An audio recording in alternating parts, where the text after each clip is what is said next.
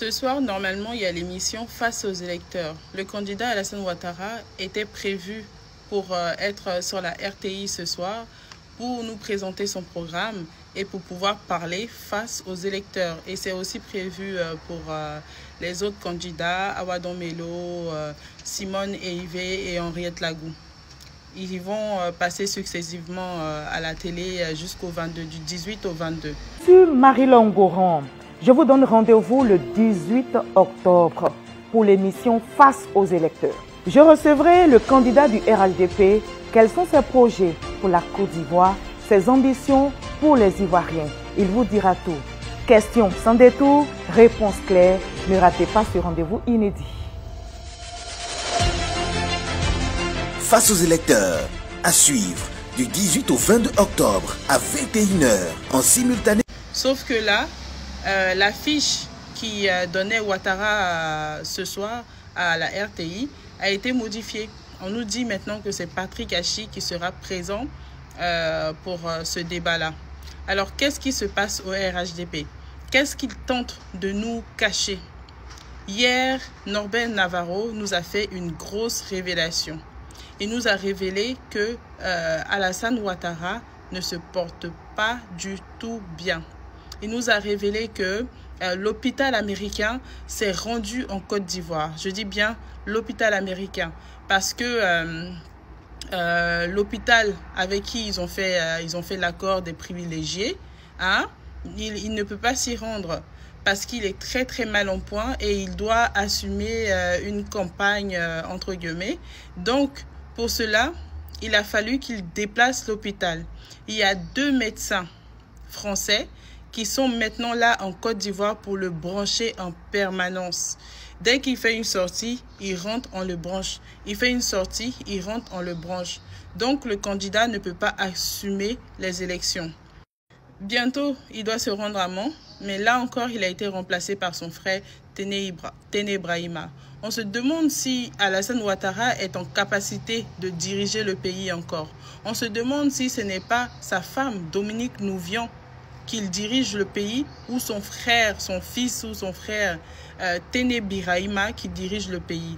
Parce que quand vous voyez les âneries, quand vous voyez les stupides communiqués qui sortent de ces jours-ci, quand vous voyez que c'est le procureur qui fait le show, c'est Brahima qui fait le show, vous comprenez bien qu'il y a un autre cerveau un peu plus malade qui a pris les manettes. On peut s'en rendre compte que la bêtise s'est intensifiée avec le nouveau cerveau, le cerveau du fils, parce que non seulement il hérite, il a son propre cerveau, il hérite aussi du cerveau de son père, donc c'est 2 fois pire.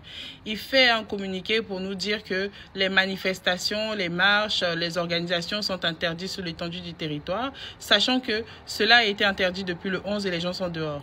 Si les Ivoiriens n'ont pas respecté le Conseil national de sécurité, ce n'est pas un communiqué produit qui est illégal d'ailleurs, qui est anticonstitutionnel qu'ils vont respecter. Je ne sais pas la menace, elle s'adresse à qui, mais c'est surtout pas aux Ivoiriens. Le candidat du RHDP doit participer au débat face aux électeurs et il décide de se faire représenter. Personne ne dit rien, ni la CEI, ni le Conseil constitutionnel, ni tous les organes qui sont chargés des élections. Il a le droit de faire ce qu'il veut. Puy-Bière avait dit qu'aucun candidat n'avait le droit d'utiliser les véhicules de fonction, les véhicules d'État. Il s'agit des candidats ou partis politiques, diffuser des circulaires et faire usage des spécimens de vote, etc.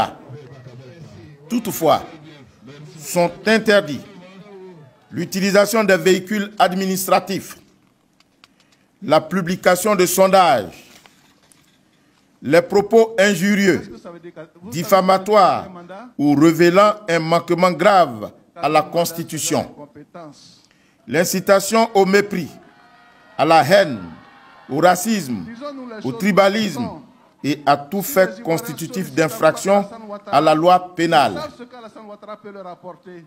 Candidate, candidat, je vous invite donc, à l'occasion de cet exercice, à faire preuve de mesure et de courtoisie dans chacune de vos prises de parole, la qualité de votre discours, la pertinence de vos propositions et la noblesse de votre engagement seront vos meilleurs atouts.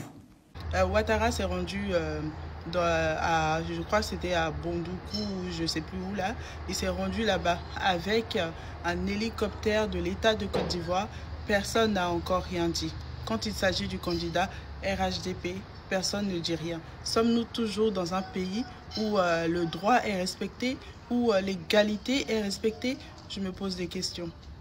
Pour conclure, celui qui dit qu'il est le meilleur des candidats, qui dit qu'il est fort, ado fort, qui est le meilleur, c'est moi le meilleur, a-t-il peur d'être confronté aux électeurs? A-t-il peur de venir parler devant la nation?